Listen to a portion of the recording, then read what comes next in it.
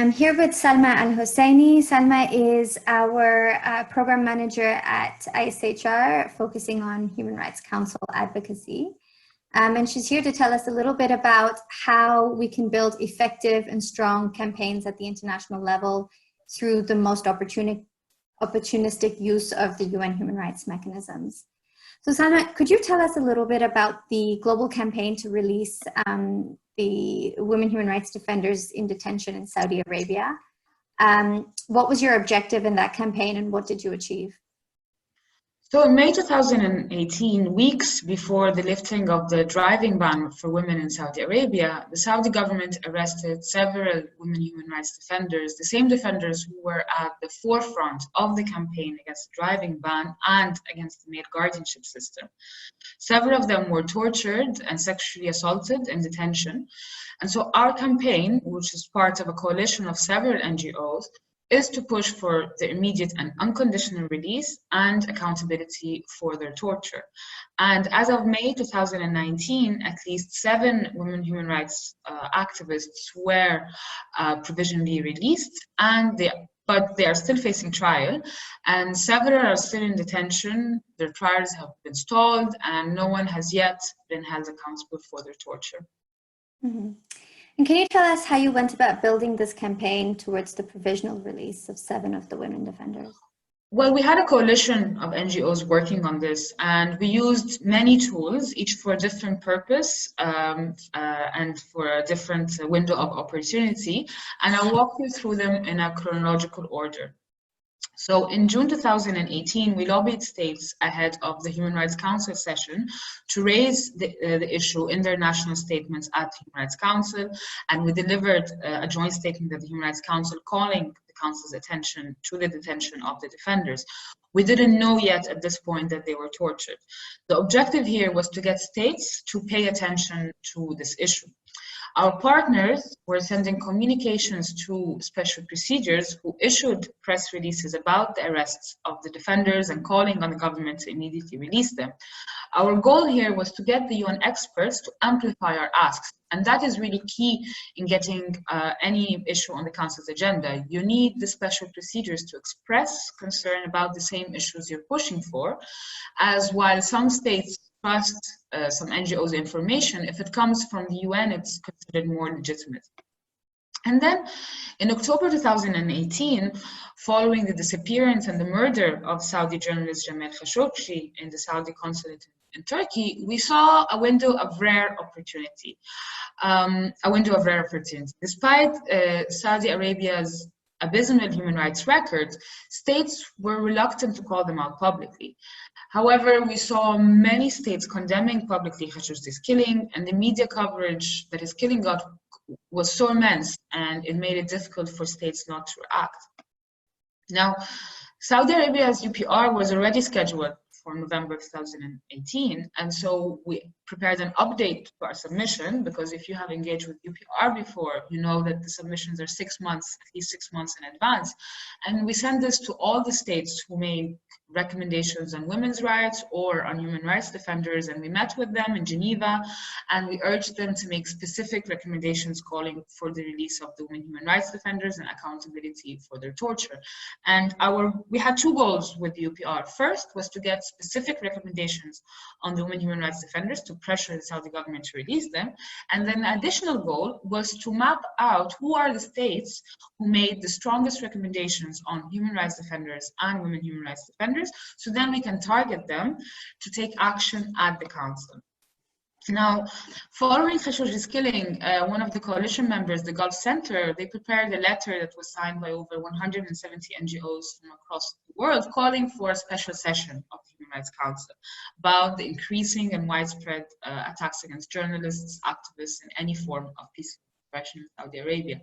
And so we used this letter to lobby states who made the strongest recommendations in UPR on this topic, and we pitched to them the urgency of the situation, arguing that there would be broad support for the special session of the Human Rights Council, given the strong recommendations and condemnations states made during Saudi's UPR and in public statements.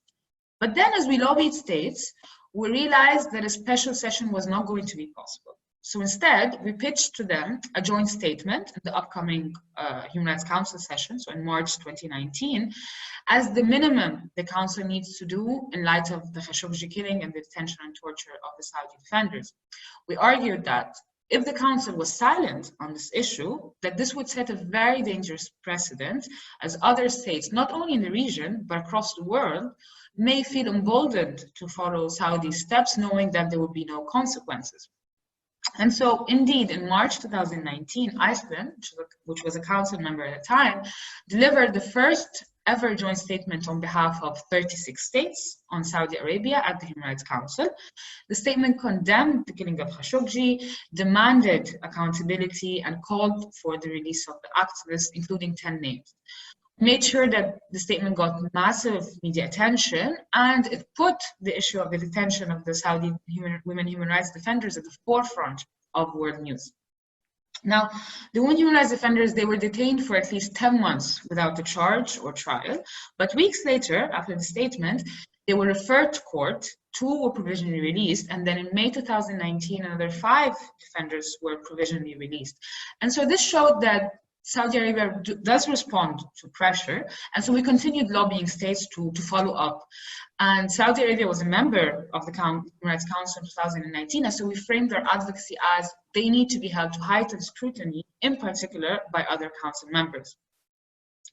In June 2019, the Special Rapporteur on Extrajudicial Killings presented to the Human Rights Council the results of her investigation into Khashoggi killing, which found the state of Saudi Arabia responsible. In her report, she also found credible evidence that Saud al-Qahtani, who was the former senior advisor to the Saudi Crown Prince, was involved in Khashoggi's killing, and he was physically present during some of the women's torture, and he threatened to kill one of them. So we sent letters to states highlighting that connection and urging them to follow up on the report at the September session through council action.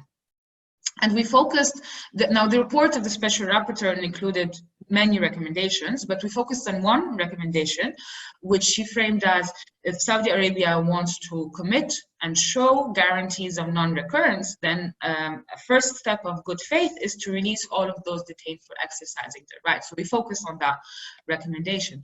And then the following council session, September 2019, Australia, also a council member, then delivered the second joint statement on Saudi Arabia on behalf of 25 states. And this time it gathered the support for the first time of 2 non-Western countries, so Honduras and Peru. During the same debate, we also provided the space for one of the women human rights defenders' sister to speak at the council, and she called for the immediate release of her sister and accountability for her torture. And then we also sent communications to the special procedures to issue a statement marking the 500 days of detention for one of the women human rights defenders, Lujain al-Hadloul, which was released in the same week.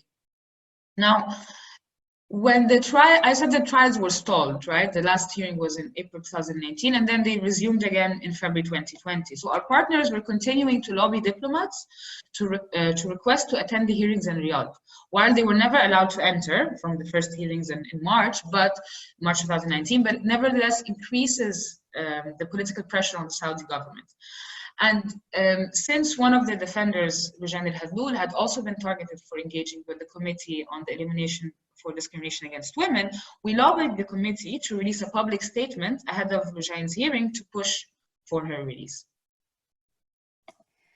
Great. And what were, in your view, some of the most important factors of success that led to that provisional release?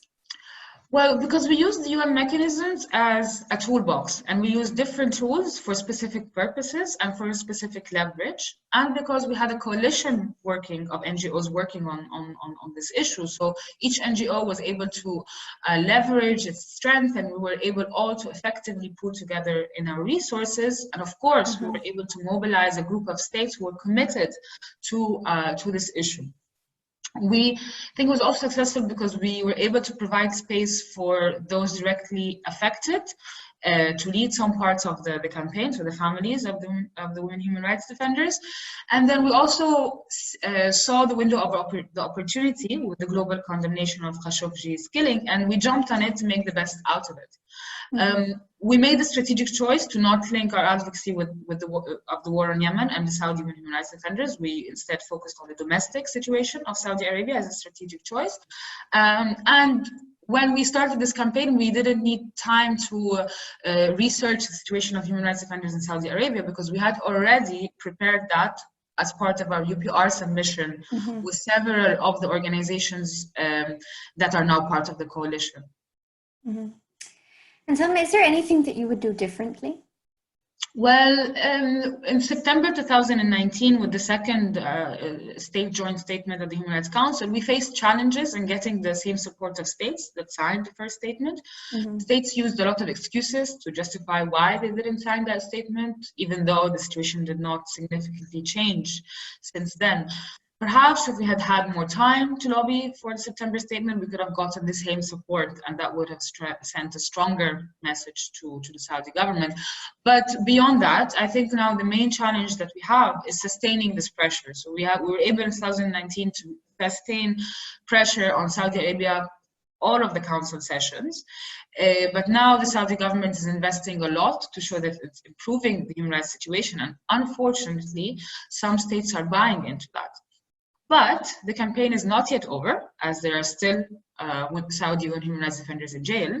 And so we will continue to use all the tools in the toolbox to push for their release.